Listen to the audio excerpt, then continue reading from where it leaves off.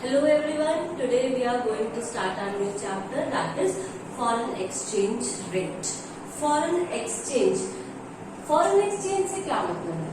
Foreign exchange means foreign currency.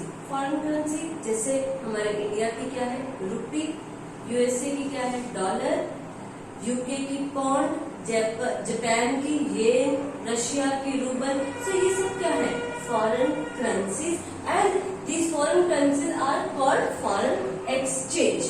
इसको हम forex भी बोलते हैं. फॉरेक्स आपने यूजुअली सुना होगा फॉरेक्स मार्केट के बारे में. तो ये फॉरेक्स कहां से आया? फॉर वर्ड आया फॉरेन से, फर्स्ट थ्री इनिशियल्स उठा लिए और ऐसे ही एक्सचेंज के टू इनिशियल्स EX, तो इससे बना forex. Okay, now foreign exchange means foreign currency. Next, stock of foreign exchange क्या होता है? Stock of foreign exchange refers to the stock of foreign currency with the RBI at a point of time. कि एक point of time पर कितना stock foreign currency का RBI के पास पड़ा है, that stock is known as stock of foreign exchange. Okay, now What is the exchange rate? Exchange rate क्या होता है? ये foreign exchange rate. Exchange rate means कि जिस रेट के ऊपर हम अपनी करेंसी जो हमारी डोमेस्टिक करेंसी है उसको एक्सचेंज करते हैं फॉरेन करेंसी से. Clear? So the rate at which domestic currency can be exchanged for a foreign currency is known as foreign exchange rate. Suppose करो कि हमारा 1 रुपी कितने डॉलर $1 50 रुपीज के इक्वल है. तो ये क्या है कि एक 50 रुपीज देने के बाद हमें क्या मिलेगा? $1 मिलेगा. तो ये क्या है? हमारा एक्सचेंज रेट है. यहाँ पे मैंने एग्जाम्पल लिख दिया. सो एक्सचेंज रेट मीन्स हमारी क्या है? देखो 50 रुपीज का $1, इसका मतलब हम अपने रुपीज हमारी जो डोमेस्टिक करेंसी है उसकी क्या कर रहे हैं? प्राइस डिसाइड कर रहे हैं in term of foreign currency. So we can also say that the price of a currency expressed in term of another currency. Foreign exchange rate also called external value of the domestic currency.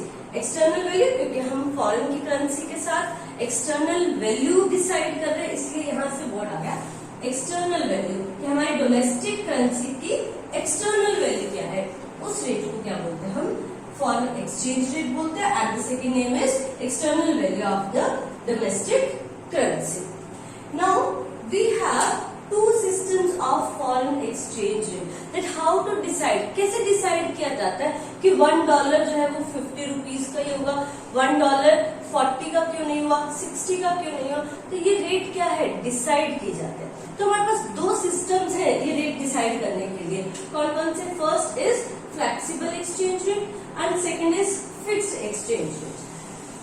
Flexible exchange rate, flexible means कुछ changeable है, flexible है कि जहां पर changes होते रहते हैं. तो फ्लेक्सिबल एक्सचेंज रेट क्या है? The rate which is determined by the supply demand forces, कि जो हमारी सप्लाई और डिमांड फोर्सेस से डिसाइड होती हैं, डिटरमाइन होती हैं, वो रेट्स क्या है? वो रेट किस सिस्टम में आता है? Flexible exchange rate system. यानी कि जिस सिस्टम के अंदर demand and supply rule applicable है उस सिस्टम को हम क्या बोलते हैं? Flexible exchange rate. इसको और क्या सेकेंड नेम है? फ्री एक्सचेंज रेट भी बोला जाता है. फ्री एक्सचेंज की कोई भी बाउंडेशन नहीं है, जिस अकॉर्डिंग सप्लाई है उसी के अकॉर्डिंग डिमांड है और उसी के अकॉर्डिंग ही रेट डिसाइड हो जाएंगे. तो ये फ्री है. So free exchange rate is also the second name of flexible exchange rate system. Next, fix exchange rate. Fix exchange rate क्या है? कि कुछ फिक्स है, पर्टिकुलर है, कुछ थोड़ा बहुत चेंजेस हो सकता है, बट मेन जो पार्ट है वो क्या है? फिक्स किया गया है. The rate which is determined by the government at a particular level. यहाँ पर क्या है कि जो एक्सचेंज रेट है वो कौन डिसाइड करती है?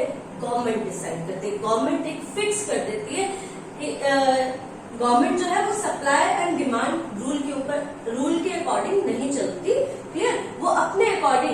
क्या करती है, डिटरमाइन करती है अपनी करेंसी। क्लियर? तो सबसे पहले हम बात करेंगे फ्लेक्सिबल एक्सचेंज रेट। अब देखो फ्लेक्सिबल एक्सचेंज रेट में हमारे पास नेक्स्ट पॉइंट आता है इक्विलिब्रियम।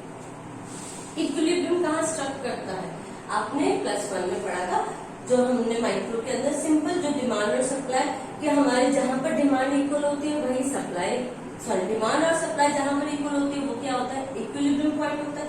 यहाँ पर भी हमारे जहां पर डिमांड ऑफ फॉरेक्स इक्वल होगा सप्लाई ऑफ फॉरेक्स के, वो पॉइंट क्या कहलाएगा, equilibrium point. And also equilibrium point called par rate of exchange. Means par rate of exchange is a point where the supply of forex is equals to the demand of forex. अब demand और supply किस तरह से हम represent करते हैं, simple जैसे हमने माइक्रो में रिप्रेजेंट किया था एक सिंगल कमोडिटी के लिए।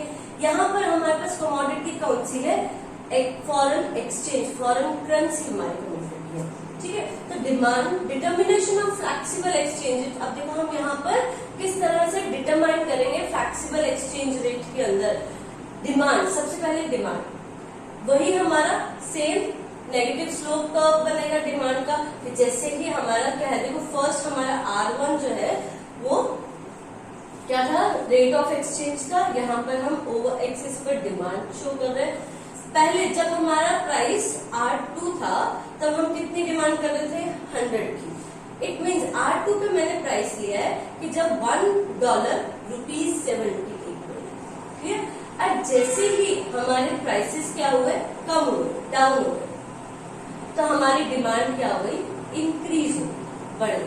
तो जैसे ही प्राइस, अब प्राइस कैसे डाउन हुए कि जैसे ही हमारा अब हमें रुपीस कम पे करने पड़ेंगे फॉर द एक्सचेंज ऑफ $1।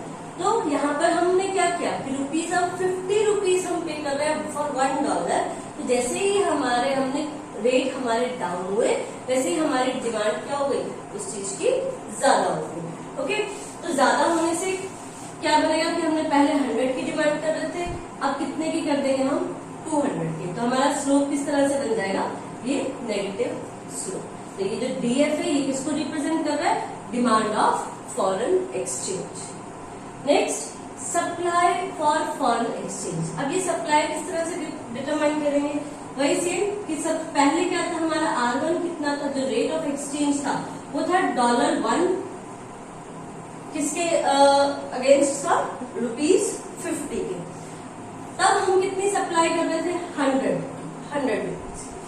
जैसे ही रेट इंक्रीज हुए, वही सप्लाई रूल कि इंक्रीज होगा, सप्लाई इंक्रीज होगी तो क्या हो जाएगा, आपकी डिमांड जो यूनिट्स है, जो सप्लाई है, जैसे ही रेट इंक्रीज होंगे सप्लाई भी क्या हो जाएगी, इंक्रीज हो जाएगी। तो वही रूल यहाँ पर है कि जैसे ही रेट इंक्रीज हुए, ₹50 से ₹70, $1 कितने का हो गया, ₹70 का हो गया।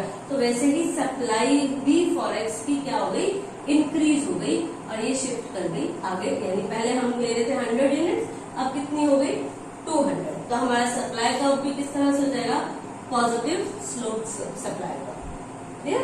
अब इक्विलिब्रियम कैसे है, इक्विलिब्रियम वही पॉइंट जहां पर डिमांड एंड सप्लाई इक्वल हो, ये हमारा इक्विलिब्रियम पॉइंट हो गया। यहाँ पर ये जो पॉइंट रिप्रेजेंट कर रहा है E, ये पॉइंट क्या है, इक्विलिब्रियम पॉइंट है, ठीक है। और यहाँ पर हम क्वांटिटी, ये जो R शो हो रहा है, ये हो रही है इक्विलिब्रियम रेट को रिप्रेजेंट कर रहा है ये R, और जो ये Q है इस पॉइंट के ऊपर ये क्या शो कर रहा है, equilibrium demand and equilibrium supply. ठीक, अगर अब हमारी डिमांड या सप्लाई इससे ऊपर हो, यहाँ पर हो, तब इक्विलिब्रियम का पॉइंट किस तरह से अचीव करेंगे। अब देखो यहाँ पर क्या है, इस पॉइंट पर, ये जो पॉइंट है, इस पॉइंट के ऊपर हमारी डिमांड ये है और सप्लाई ये है, यानी कि डिमांड कम है और सप्लाई ज्यादा है। डिमांड कम सप्लाई ज्यादा, तो प्रोड्यूसर क्या करेगा, उसे जो अनसोल्ड फॉरेक्स है, जो सेल नहीं हो रहा, जिसकी डिमांड नहीं है, वो उसको सप्लाई नहीं करेगा। ऑब्वियसली वो फिर क्या करने की कोशिश करेगा, उसको लॉस होना शुरू हो जाएगा, तो वो क्या करने की कोशिश करेगा, अपनी सप्लाई कम करने की कोशिश करेगा। जैसे ही सप्लाई कम होनी शुरू हुई, डिमांड क्या होती गई, उसके साथ साथ बढ़ती गई। और जैसे ही ये दोनों यहाँ से सप्लाई कम होनी शुरू हो गई और यहाँ से डिमांड क्या हो गई, बढ़नी शुरू हो गई। तो यहाँ पर कब तक वो यही सब चलता जाएगा, जब तक कि वो दोनों सप्लाई और डिमांड इक्वल ना हो जाए। क्लियर? अब नेक्स्ट केस क्या है कि अगर यहाँ पर होता है ये वाला रेट होता है इस सिचुएशन में, R2 की सिचुएशन, ये R1 कि अगर प्राइसेस R2 होते हैं, कम होते हैं इक्विलिब्रियम रेट से, प्राइसेस आपके क्या है, रेट क्या है, कम है। तो यहाँ पर देखो इस पॉइंट पर सप्लाई है ये, डिमांड है ये, यानी कि सप्लाई क्या है, डिमांड से ज्यादा, डिमांड ज्यादा कर रहे हैं लोग, सप्लाई क्या हो रही है, कम हो रही है। तो ऑब्वियसली क्या करेगी गवर्नमेंट, जो इकोनॉमीज है वो क्या करेंगे, अपनी अपनी सप्लाई ऑफ फॉरेन करेंसी बढ़ा देंगे, so that they can meet up the demand of foreign currency. उसको मीट करने के लिए तो यहाँ से सप्लाई क्या हो गई, जैसे जैसे सप्लाई आती गई मार्केट के अंदर, डिमांड फुलफिल होती गई लोगों की, और डिमांड फुलफिल होती गई तो डिमांड क्या होती गई, कम होती गई। तो यहाँ से डिमांड भी कम होनी शुरू हो गई और सप्लाई भी बढ़नी शुरू हो गई। और ये पॉइंट कब तक चलता जाएगा, जब तक कि डिमांड इक्वल ना हो जाए सप्लाई। सो ये पॉइंट था हमारा इक्विलिब्रियम का, जहां पर सप्लाई ऑफ फॉरेक्स किसके इक्वल है, demand of forex. Clear? So this is all about today. Please like and subscribe our channel. Thank you.